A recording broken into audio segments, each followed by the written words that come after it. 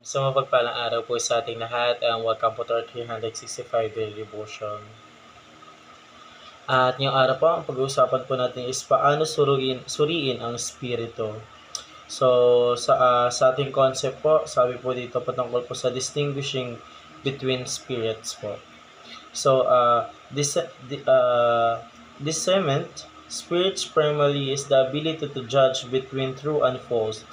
Teaching with the standard scripture, this may include the ability to recognize the influence of the Holy Spirit or of a demonic spirit in person. So, yun po yung ating concept po patungkol po sa distinction between spirit po. So, ang sabi po dito is discernment po ng mga bawat po spirito and primarily then dito po is nag-i-include po na ability po to recognize the influencer po para po dun sa Holy Spirit po natin. So, tayo naman po dumako po sa ating Bible reading po na matatagpuan sa 1 John chapter 4 verse 1. At ito po ang sabi po sa English, "Dear friends, do not believe every spirit, but test the spirit to see whether they are from God, because may false prophets have gone out into the world." So ito po sabi po sa Tagalog, mga minamahal, huwag ninyong paniwalaan ang bawat spirito. Sa halip, subukin muna ninyo ang mga spirito kung sila ay mula sa Diyos.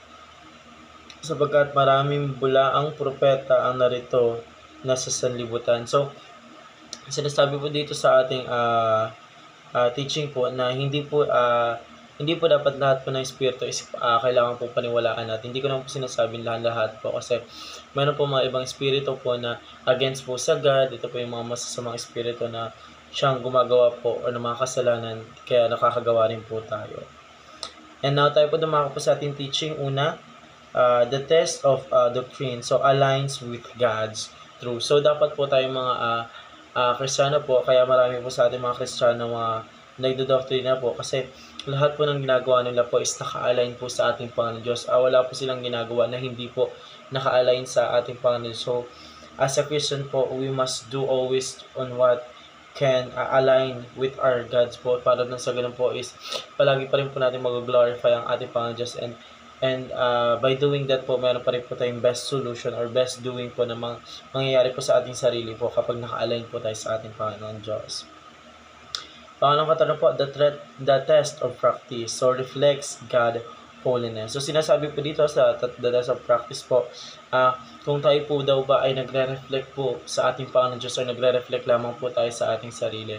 Kasi kapag tayo po nagre-reflect lamang po sa ating sarili po is parang wala pong mangyayari po sa atin, wala pong holiness po ang mabibigay po sa atin ng ating Panginoon Diyos. Pero kapag tayo po nag-reflect po sa pamamagitan po ng ating Panginoon Diyos, all the holiness of God's po is ibibigay niya po sa atin sa mga anak niya po. So, pangatlong katanungan po, the test of love. So, demonstrates God's love. So, sinasabi po dito sa the test of love po, dinidemonstrate po dito kung gaano po talaga magmahal po yung ating Panginoon Diyos, kung gaano po yung agape love po ng ating Panginoon Diyos po sa ating mga anak niya po or sa ating mga minamahal niya po. Kasi yung pag-ibig po ng ating Panginoon Diyos is wala pong katumbas na kahit anong halaga po na meron po sa mundong ibabaw, kundi ang tanging mahalaga naman po sa lahat is yung pagmamahal po ng ating Panginoon Diyos po sa ating mga anak niya. Kahit po tayo mga makasalanan po noon, kahit tayo po namumulat po sa mga kasalanan po natin dito sa mundo, but in the end po, sa lahat po ng mga mistakes na po yun, nangingibabaw pa rin po yung God's love po.